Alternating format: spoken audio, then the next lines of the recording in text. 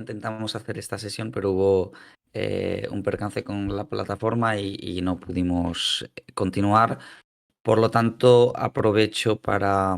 bueno, para daros las gracias una vez más por estar aquí y si en efecto, pues a lo largo de los próximos días las elecciones cada vez están más cerca, pues aprovecharemos para tratar cada uno de los días en los que nos dediquemos al tema de Estados Unidos, pues los distintos personajes y los distintos bloques que dominarán la última recta de la campaña electoral para que podáis entender cuáles son los factores que en última instancia decidirán o explicarán los resultados. En este caso, hoy vamos a hablar sobre la candidata a la presidencia de los Estados Unidos, candidata de alguna manera por sorpresa, porque hasta julio todo apuntaba a que Biden trataría de revalidar su mandato, pero su renuncia llevó a la actual vicepresidenta a asumir la candidatura demócrata, a ponerse en cabeza de esa candidatura, provocando además un reset de la campaña electoral que hasta ese momento parecía que iba a ganar claramente Trump, pero que desde entonces la dinámica se ha alterado bastante y lo que vemos en las encuestas desde ese momento es, bueno, ha sido primero una especie de luna de miel para Harris con todos los medios, etcétera, a su favor, también un enorme entusiasmo de las bases y de los militantes demócratas. En las últimas semanas sí que hemos visto que de alguna manera esa luna de miel se ha acabado y que Harris ha iniciado, si no una tendencia descendente, sí que se ha visto como Trump, digamos, de alguna manera se ha subido a la cresta de la ola y ha comenzado a recuperar ventaja y por lo tanto la situación cuando apenas quedan unos días para las elecciones es, como hemos dicho ya muchas veces, de empate técnico, lo que las hace aún más interesantes y más difíciles de predecir. Kamala Harris fue, como bien has dicho, fiscal general del Estado. Ella, de convertirse en presidenta, sería la primera presidenta mujer en ocupar el cargo. Esa meta que trató de lograr Hillary Clinton, pero en la que fracasó precisamente ante la misma persona que podría de nuevo ahogar las esperanzas de muchas personas en el país que aspiran, bueno, pues a conseguir en efecto que, tener una presidenta mujer y que esta presidenta mujer sea Kamala Harris. Am, Kamala Harris nació en 1964, tiene por lo tanto 60 años y es pues unos 20 años más joven que Biden. Por lo tanto, bueno, pues rejuveneció significativamente el ticket demócrata. No solo sería la primera presidenta mujer, sino que también sería la primera presidenta mujer afroamericana, después de Obama, y la primera de ascendencia asiática, puesto que su madre es india y su padre jamaicano. Sus padres eran, por lo tanto, inmigrantes, pero no eran inmigrantes, digamos, de clase baja, pese a que ella en muchos de sus mítines trate de presentarse efectivamente como un ejemplo bueno, de una hija de inmigrantes que vinieron a Estados Unidos a trabajar, etcétera. Eso es cierto, pero es cierto que sus padres venían de una situación económica privilegiada. Su madre era investigadora del cáncer de mama y su padre era catedrático en la universidad, por lo tanto, no. No es que viniesen, no eran ese tipo de inmigrantes de baja cualificación, que digamos. Harris se graduó por la Universidad Howard en Ciencia Política y Economía, que era una universidad que de hecho antes del fin de la segregación racial era una de esas universidades que llaman Black Universities porque acogían predominantemente a estudiantes negros que no podían acceder a otras universidades donde no eran admitidos. Y después se graduó en Derecho en 1989 por la Universidad de California. A partir de ese momento empieza a servir como fiscal y en 2010, es decir, hace unos 14 años, se convierte, como bien has dicho, en fiscal general de California. De esta etapa podremos quizá comentar más cosas más adelante porque hay una serie de polémicas que de alguna manera aguaron sus esperanzas y dieron a pique perdón, quiero decir, acabaron con sus esperanzas de convertirse en candidata a la presidencia en el año 2020, cuando se enfrentó en las primarias demócratas contra Biden. Salieron una serie de polémicas, una serie de contradicciones respecto a lo que en aquel momento hizo y lo que predicaba en esa campaña, que de alguna manera le impidieron continuarla y tuvo que renunciar incluso antes del inicio de esas primarias. Ella es fiscal durante unos 6 años, de 2010 a 2016, cuando da el salto a la política y es elegida senadora por el estado del que era fiscal general, es decir, por el estado de California. Y poco más. 4 años en el Senado, en 2020 lanza esa campaña fallida a la presidencia, pero Biden decide, una vez que él gana esas primarias, elegirla como candidata a la vicepresidencia, como compañera de ticket, y así es como se convierte en la vicepresidenta de Biden, una vez que éste gana las elecciones. Una vicepresidenta que durante la mayor parte de su mandato ha sido seguramente la vicepresidenta más impopular de toda la historia de Estados Unidos. No ha sido una política que haya sido capaz de empatizar con los estadounidenses. Em, Se ocupaba primordialmente de la cartera de inmigración, un asunto que ha traído muchos dolores de cabeza al Partido Demócrata durante este mandato y que es de hecho una de las principales preocupaciones de los estadounidenses y una de las razones por las que Trump lidera en muchas encuestas, porque muchos estadounidenses están muy en contra de la gestión migratoria que ha hecho la administración Biden y por lo tanto, como he dicho, Kamala Harris no ha sido a lo largo de su mandato una vicepresidenta popular en absoluto. Sin embargo, desde que fue elegida candidata a la presidencia por el Partido Demócrata, una vez que Biden decidió dar un paso al lado, sí es cierto bueno, que curiosamente logró atraer el entusiasmo y la simpatía de muchísimos estadounidenses, especialmente de aquellos situados a la izquierda, que vieron en ella la esperanza que no percibían en un candidato anciano a quien todo el mundo daba ya por fracasado. De este modo, Kamala Harris ha demostrado ser mucho mejor candidata que vicepresidenta, no obstante algunas de sus carencias, como esa dificultad que ya se vio en esa campaña de primarias del año 2020 para defender sus ideas, digamos que no maneja una retórica excelente, tampoco lo hace su candidato a la vicepresidencia, que no obstante tiene muchas otras virtudes. La han hecho naufragar en algunas de las entrevistas que ha dado en los últimos días, y eso que no ha dado muchas, ha sido bastante reticente a dar entrevistas y aparecer en medios, pero sus últimas apariciones mediáticas han sido bastante criticadas y eso quizás le ha hecho perder algo de terreno frente al candidato republicano. Al que la última encuesta del New York Times, bueno, ha dado prácticamente un empate en voto popular, lo que ha desatado todas las alarmas en el Partido Demócrata. Esta es la situación ahora mismo. No sé si puedes profundizar un poco en cómo ha sido su vicepresidencia. Pues la has deslizado, has hablado del peso que tuvo en la cartera o en el menester migratorio. Has hablado de esa preocupación que genera a importantes capas de la clase trabajadora estadounidense este ámbito. Gracias, por cierto, Vito Di Roma, por esa suscripción con Prime. 8 meses ya en el chat. Y bueno, te quería pedir eso, que profundizases un poco. Ha tenido esa responsabilidad, no sé si se ha encargado de más cosas, no sé cuál ha sido su proyección internacional, por ejemplo, desde el campo, desde la posición de vicepresidenta. Sabemos que a ella como vicepresidenta se le ha empleado por parte del Partido Republicano como un blanco de críticas justamente por lo que tú has planteado del el peso que ha tenido en la cuestión migratoria. Se le ha bueno, se le llamaba esto de, ¿cómo era? La zar de la frontera, ¿no? Se le decía, o le decían los Sí, republicanos. No sé sí. qué hay de verdad Border- en esto, hasta qué punto es instrumentalización. Sí, The Border Jaw, la zar de la frontera, efectivamente, es como la llamaban, no le gustaba mucho que la llamasen así. Pero bueno, sí, o sea, de alguna manera trataban de decir que suya era toda la responsabilidad de la crisis migratoria que se dice ha habido en los últimos años en Estados Unidos. Es cierto que la inmigración ha aumentado enormemente, los números la cantidad de inmigrantes que ha cruzado la frontera entre México y Estados Unidos prácticamente bueno, ha crecido muchísimo desde el fin de la presidencia de Trump, lo que algunos han atribuido a un efecto llamada, es decir, una vez que se va este presidente que era tan estricto con la inmigración, pues muchísimos eh, inmigrantes procedentes de Centroamérica y de Sudamérica, pues pensaron que esa podía ser su oportunidad para tratar de entrar en el país y eso desató una suerte de crisis migratoria, como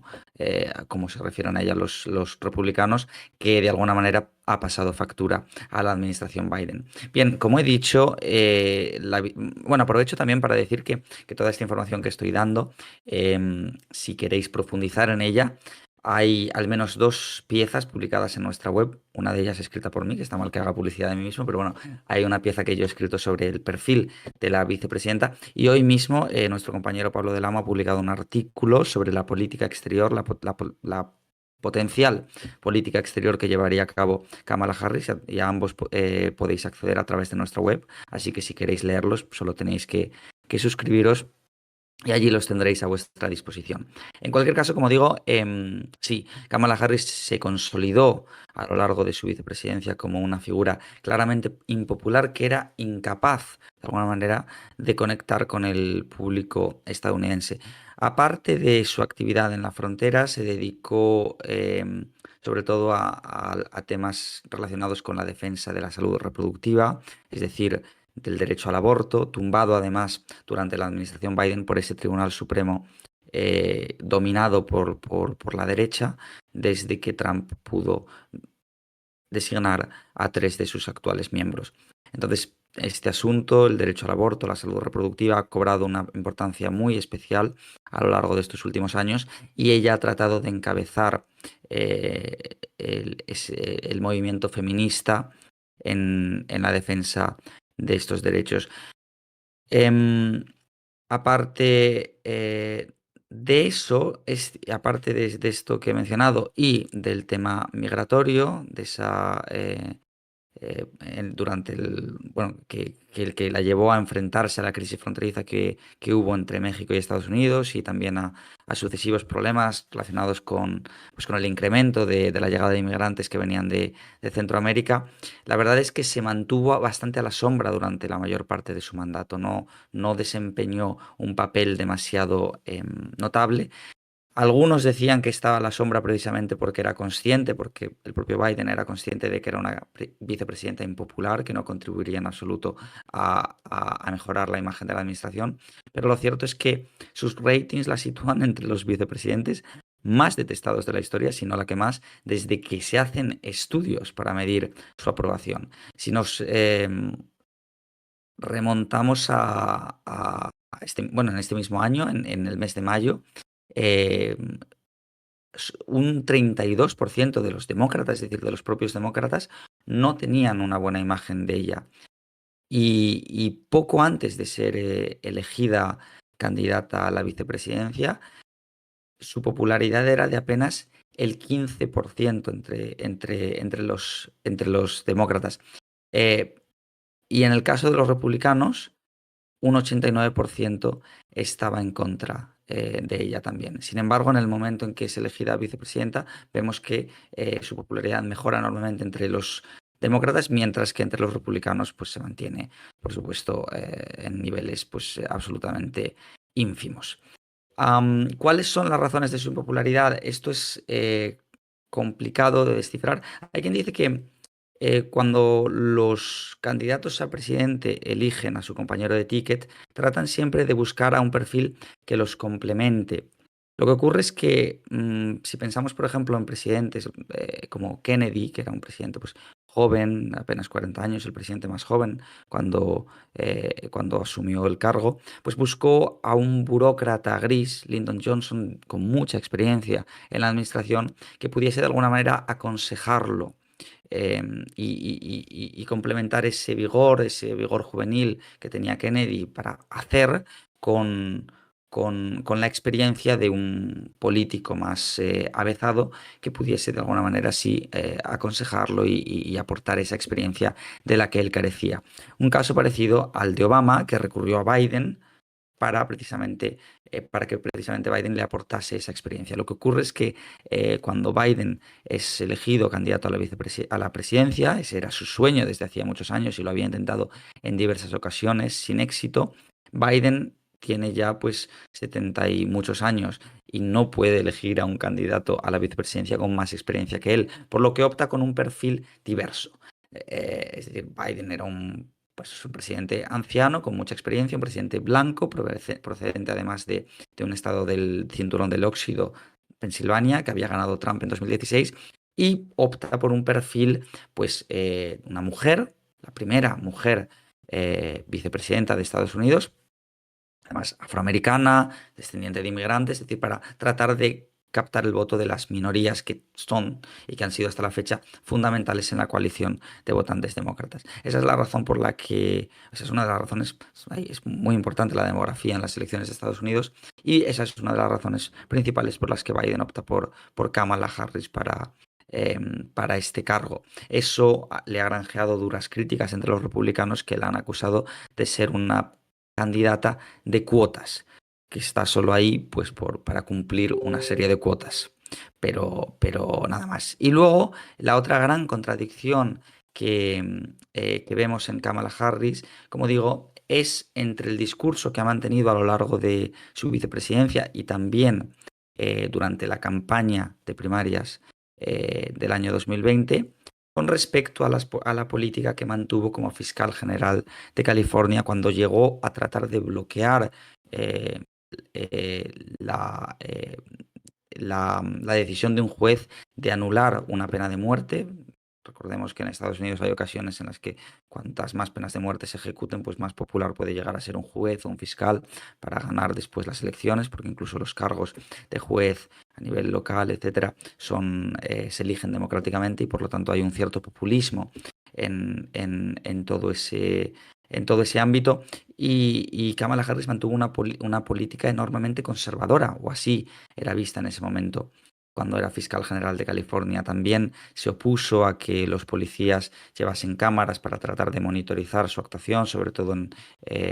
bueno, cuando después de una serie de polémicas con respecto al racismo inherente en el cuerpo policial, al tratar eh,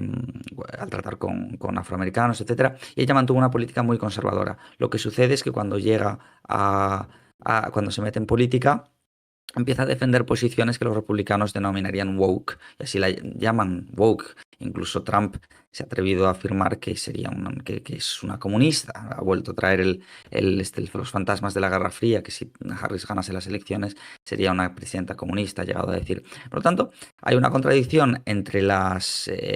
ideas que defiende hoy y las ideas que defendió en la práctica durante su mandato como fiscal general. Y esta incoherencia, estas contradicciones, alejaron en su momento a muchos votantes demócratas de ella, porque no parecía que fuese una candidata de fiar. Bueno, la hemos visto entonces que puede ser una candidata en cierta medida arriesgada. Tampoco tenía mucha opción más el Partido Demócrata con la situación en la que se pusieron a sí mismos, permitiendo en primer término que Joe Biden concurriera inicialmente o buscase inicialmente la carrera por la reelección. Has hablado mucho bueno, has mencionado, ¿no? La importancia que tiene la demografía en las elecciones en Estados Unidos, por la división de estados, por la lógica del first past the post con la lógica de los compromisarios en los distintos estados. Sabemos que en estas elecciones hay siete swing states, 7 estados clave. Hay algunos otros que leaning Democrats, leaning Republicans, estos estados que estarían un poco, que parece claro que los va a ganar uno de los dos partidos, pero que podrían llegar a dar un vuelco. Teniendo en cuenta eso, ¿no? Esos 7 estados clave, y la existencia de otra serie, otro pequeño listado de estados que podrían llegar a darse vuelta. ¿En cuáles de esos estados, sobre todo dentro de los swing states, cuáles son más importantes para Kamala Harris? ¿Cuáles sería más complicado para ella perder y aún así ganar las elecciones y aún así ser presidenta? Dentro de los swing states, no sé si estamos hablando de que realmente ambos candidatos tienen las mismas opciones de ganar los 7 estados, o si hay alguno que verdaderamente sería complicado para Kamala Harris perder. Porque hemos hablado, por ejemplo, mucho de la importancia central dentro de esos swing states que tiene Pensilvania. Todos los swing states son fundamentales para asegurar la victoria de la candidata demócrata. El caso de Pensilvania, Trump lo tiene ligeramente más complicado en ese sentido, porque si por ejemplo, si entráis en esta página que se llama 270 to win, 270 es el número mágico, el número que le daría a uno u otro candidato la mayoría absoluta en el colegio de compromisarios, el colegio electoral. Entonces, si entráis en esta página, que se llama así, os aparecerá un mapa en el que podéis ver los estados seguros republicanos, los estados seguros demócratas y los estados casi seguros, leaning, de uno y otro lado. Y esto nos da un número de compromisarios seguros o casi seguros para los republicanos que es ligeramente inferior al que tienen los demócratas. Si no me equivoco, es 227 frente a 219. Son 227 compromisarios asegurados para Kamala frente a solo 219 para Trump. De esta manera, Trump necesita ganar más swing states que Harris. Eso es así. Los swing states en estas elecciones van variando más o menos en cada ciclo electoral en función de la evolución sociodemográfica de cada estado. Son 7, como hemos dicho, y se dividen en 2 o 3 quizá cinturones. Por un lado, los 3 del cinturón del óxido, que son los que llevaron a Trump por sorpresa a la Casa Blanca en 2016 y que habían votado demócrata desde el año 88-92, es decir, eran parte casi infranqueable, se creía, del muro azul, que se rompió en 2016, y esos 3 estados eran Michigan, Wisconsin y Pensilvania, que es el más importante porque es el quinto estado más poblado del país, porque concedía en ese momento 20 compromisarios. Como es parte del cinturón del óxido, eso quiere decir que hay una serie de dinámicas de pérdida de población y de hecho en estas elecciones ha perdido un compromisario, tiene por lo tanto ya solo 19, pero sigue siendo el quinto que más compromisarios otorga, empatado a 19 con Illinois. Por lo tanto, es un estado enormemente importante, en efecto, tanto para Trump como para Kamala Harris. Y la mayoría de simulaciones que se realizan eh, nos permiten ver que quien gane Pensilvania muy probablemente ganará en el país. No solo porque es, como he dicho, el que más compromisarios otorga, sino porque al final lo que vemos es una situación de empate técnico en esos 7 estados que bien se podría deber a una equivocación estadística, es decir, ese empate técnico entra dentro del margen de error de las encuestas y lo que nos dicen las probabilidades es que si realmente se está subestimando o sobreestimando a uno de los candidatos, lo más probable es que quien gane digamos que al candidato al que se esté subestimando, si realmente va a ganar, gane no solo en uno, sino en la mayoría de estados. Por lo tanto, es mucho más difícil una situación en la que los swing states se repartan mitad a mitad que una situación en la que realmente todos los swing states acaben cayendo en bloque de uno de los lados. Y esto que parece difícil porque, como hemos dicho, las encuestas nos muestran que hay un empate técnico en todos los estados, pues al final acaba siendo más probable estadísticamente que una división mitad-mitad, si me explico. Entonces tenemos Wisconsin, Michigan, Pensilvania, cinturón del óxido, y luego tenemos el cinturón del sol, Arizona, Georgia, y después tenemos también Carolina del Norte y Nevada. El cinturón del sol serían estrictamente Nevada y Arizona, Georgia y Carolina del Norte los podemos incluir también en el Cinturón del Sol, que ocupa al fin y al cabo todo el sur del país, pero también son parte de ese sur más profundo, esos estados sureños que se sublevaron contra la Unión en la Guerra de Secesión y que durante muchos años, hasta el movimiento por los derechos civiles, mantuvieron un sólido dominio demócrata, que después, con ese impulso que Kennedy y Lyndon Johnson dieron a la ley de derechos civiles, pasaron a votar republicano, que los republicanos dijeron, ojo, los blancos sureños, que eran conservadores y que votaban demócrata, se sienten decepcionados, enormemente decepcionados por este fin de la segregación racial, que va a traer además un aumento de las tensiones raciales. Tratemos de ganarnos su apoyo a través de una estrategia que se llamó la estrategia sureña y que consistía básicamente en volverse más conservadores y bueno, atraer todo ese voto blanco conservador en el sur. Y por lo tanto esos estados han pasado a estar dominados por los republicanos, aunque en el caso de Carolina del Norte y de Georgia se sitúan ahora mismo en una situación de empate técnico también. Esos 7 estados son los 7 estados decisivos, 7 estados en los que en algunos bueno, las encuestas agregadas, los modelos agregados de encuestas muestran que a lo mejor hay una ligera ventaja de Harris o de Trump en uno u otro, pero la situación, como he dicho, es de empate técnico. Para tratar de ganarse el cinturón del óxido, Harris ha elegido creo acertadamente como candidato a la vicepresidencia a Tim Walz, que proviene de Minnesota, de donde fue gobernador, y que precisamente ganó allí las elecciones en su primer mandato gracias al apoyo de esos left behind de los que también bebe Trump. Si bien en última instancia em, Kamala Harris y Tim Walz tratan de ganarse el apoyo de los trabajadores de cuello azul residentes en las áreas urbanas y suburbanas, mientras que Trump y JD Vance apelan más y cada vez más a los residentes en las áreas rurales. Se habla mucho también, se suele poner encima de la mesa. Yo soy un poco escéptico al respecto, pero bueno, sobre todo por la particularidad que tiene cada uno de esos estados, de la influencia que podría tener la situación en Oriente Medio y en concreto la posición de Kamala Harris respecto a la situación en Oriente Medio y respecto en concreto a Israel y a la causa palestina en las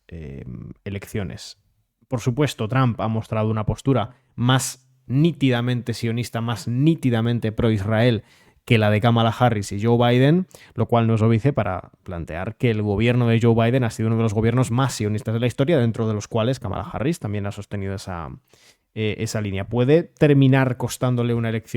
costándole la elección a Kamala Harris la situación en Oriente Medio? Ya sea por la sensación percibida de que con Trump el mundo estaba más seguro, que es una idea que la demografía, la demoscopia en Estados Unidos defiende que está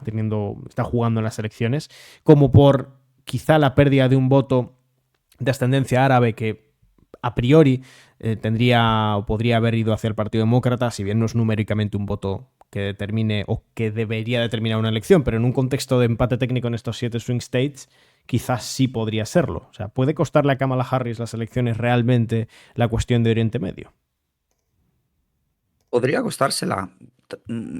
fácilmente y es un problema serio al que se enfrentan los demócratas en estas elecciones. De este tema habla nuestro compañero Pablo Del Amo en el artículo que se ha publicado hoy. Si le queréis echar un vistazo, os recomiendo de verdad una vez más que lo leáis. Lo que sucede con el conflicto en Oriente Medio es que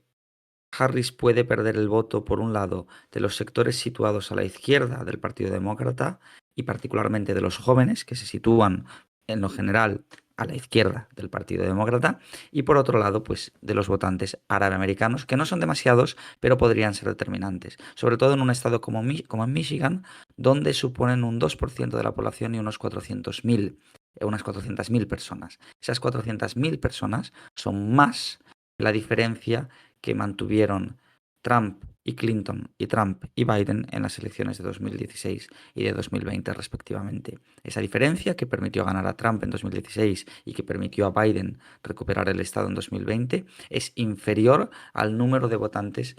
árabe-americanos musulmanes, en su mayoría, que existen en el estado de Michigan y también en cantidades inferiores en otros estados del país. De hecho, hay signos preocupantes para los demócratas. En- en los últimos días hemos visto un acto en el que el líder de la comunidad musulmana de Michigan anunciaba que daba su apoyo a Trump. Y esto, que puede sorprendernos en cualquier caso, no supone sino un regreso a- a- a lo que ha sido normal a lo largo de la historia electoral de Estados Unidos. Y es que esta comunidad musulmana árabe-americana que ha votado en las últimas elecciones demócrata lo ha hecho solamente em, porque han huido del Partido Republicano tras los atentados del 11S y esa guerra contra el terror que impulsó Bush y que los espantó. En ese momento se sumaron a las filas del Partido Demócrata, pero nunca se han sentido cómodos en él. La comunidad musulmana es, por lo general, mucho más conservadora que el resto del país, como también lo son de alguna manera algunos latinos. Es una comunidad que por lo general se opone al aborto, se opone al matrimonio homosexual y se opone a muchos otros, a muchas otras medidas sociales que forman parte de, digamos, parte fundamental del credo ideológico del Partido Demócrata. Por lo tanto, verlos regresar al Partido Republicano no debería sorprendernos tanto, porque de hecho su ideología debería a priori concordar más con la de los republicanos. Y por otro lado, sí que hay esta contradicción, claro, en la que bueno, en cualquier caso, esos sectores que se sitúan más a la izquierda en el Partido Demócrata sí que, en cualquier caso, mantienen una posición mucho más favorable a Palestina que la que mantienen, por supuesto, otros altos cargos, las viejas élites del Partido Demócrata, que si estando más a la derecha, se sitúa mucho más cerca del Estado de Israel. Pero sí, la respuesta es que esta situación es cuando menos preocupante para Harris y podría acabar costándole las elecciones, o por lo menos un estado como Michigan, que es uno de los que podría acabar por decidir las elecciones. Si Trump ganase en Michigan y se hiciese con todo el cinturón del sol, podría muy fácilmente conquistar la presidencia. Te preguntaba el otro día cuando hicimos este mismo perfil, pero en lugar de sobre Kamala Harris, lo hicimos sobre Donald Trump, que qué pasaría con el Partido Republicano en caso de que Trump perdiese las elecciones. Y te voy a preguntar un poco lo mismo con respecto a Kamala Harris. ¿Cuáles podrían ser las consecuencias para el Partido Demócrata en el caso de que Harris no logre revalidar la presidencia en favor del Partido Demócrata? Se podría terminar, pero entiendo que al final tanto Joe Biden como Kamala Harris son frutos, son continuidad de un Partido Demócrata que cambia con la nominación en su momento de Barack Obama como candidato del partido. No sé si tú plantearías que en caso de darse esa derrota, esa posible derrota, el Partido Demócrata entraría en algún tipo de crisis o de reestructuración interna. Gracias, por cierto, X Cerkey, por esa suscripción con Prime hace un ratito. Carlos. La situación no sería, creo, tan dramática para el Partido Demócrata como para los republicanos en caso de que su candidato pierda las elecciones en esta ocasión. Los demócratas suelen ser bastante dramáticos porque siempre hay titulares antes de cada elección en la que los demócratas anuncian que están de los nervios y porque temen perder las elecciones y luego al final muchas veces no es para tanto. Es decir, los mismos titulares que hemos leído antes incluso en plena pandemia, cuando todas las encuestas daban por ganador a Biden y estaba bastante claro que Trump iba a perder, aunque luego no perdió por tanto. Los titulares podían ser de desesperación demócrata que teme perder las elecciones. Después, antes de las midterm, estaban de los nervios y las midterm de 2022 no les fueron en absoluto tan mal y esa ola roja que se preveía acabó casi en marejada. Y de nuevo ahora vemos estos mismos titulares, pero la situación no es tan mala para los demócratas ahora mismo. Como hemos dicho, es de empate técnico y si miramos a los fundamentales que se llaman los fundamentals en inglés, vemos que las tendencias son, aunque por poco, favorables para los demócratas. Es cierto que Kamala Harris es una candidata más impopular que otros. Es cierto que el presidente en ejercicio es enormemente impopular y que nunca que nunca ha habido un partido que haya revalidado su mandato en la Casa Blanca con un presidente de su mismo partido con índices de popularidad tan bajos como los que tiene Biden, pero es que tienen frente a sí a un candidato aún más impopular. Esa es la diferencia, que quizá con otro candidato republicano no tan impopular que no generase una movilización tan en su contra, los demócratas lo tendrían todo perdido. Lo tendrían todo perdido porque apenas el 28% de la población cree que el país está en dirección correcta. Nunca un partido ha logrado revalidar la Casa Blanca cuando solo un 28% de la población del país cree que el país está en la dirección correcta. Estas son cifras absolutamente. Pero bueno, también forman parte de una tendencia en Occidente a, bueno, digamos, de falta, de disminución de la confianza en la democracia, de un pesimismo cada vez mayor y de una situación de crisis que, aunque no se reflejan los datos macroeconómicos, sí es como la sienten los estadounidenses en sus propios bolsillos, porque la inflación ha hecho estragos en el país durante los últimos años. Y bueno, que me enrollo. La pregunta, el Partido Demócrata no ha sucumbido al dominio de un solo líder, como sí ha sido el caso del Partido Republicano, que se encuentra totalmente dominado por Trump. Prueba de ello es que fueron capaces, en un sistema presidencialista como el que hay en Estados Unidos, fueron capaces de forzar la renuncia del presidente en ejercicio a presentarse a la reelección. Esto habría sido impensable en el Partido Republicano, que está dominado por un hombre que no ha ganado el voto popular ni en 2016 ni en 2020 y que en 2022 si el resultado del Partido Republicano no fue tan positivo como preveían las encuestas, fue en gran parte por el desempeño peor al esperado de los candidatos republicanos al Congreso, a la Cámara de Representantes y al Senado que Trump había apoyado en las primarias. Entonces, sin embargo, él tiene el dominio del Partido Republicano por una serie de factores que ya hemos tratado aquí, mientras que el Partido Demócrata aún conserva una cierta independencia bueno, que conserva, digamos, una serie de órganos que funcionan autónomamente y cuentan con plena independencia respecto a sus candidatos a la presidencia y vicepresidencia, y por lo tanto le sería mucho más fácil reponerse. Eh, que el Partido Demócrata perdiese las elecciones no sería un drama, teniendo en cuenta que ha gobernado 12 de los últimos 24 años. Es el Partido Republicano el que fue incapaz de revalidar la Casa Blanca en 2020, rompiendo una tendencia histórica que ha sido habitual desde la Segunda Guerra Mundial, con la excepción de la presidencia de un solo mandato de Carter y de la presidencia de un solo mandato de Bush, demócrata y republicano respectivamente. Y luego, bueno, tenemos el caso de Ford, pero Ford al fin y al cabo había sucedido a Nixon, etc. Entonces,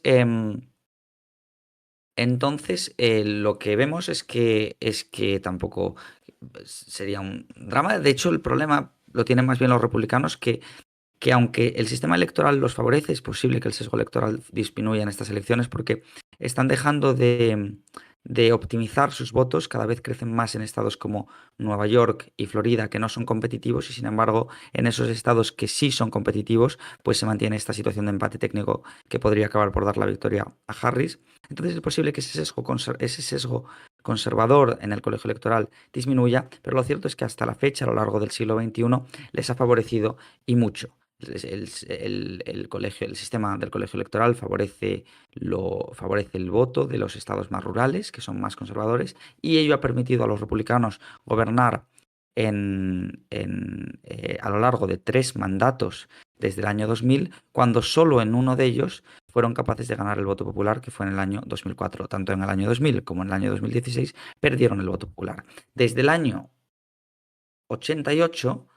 en que sí ganaron,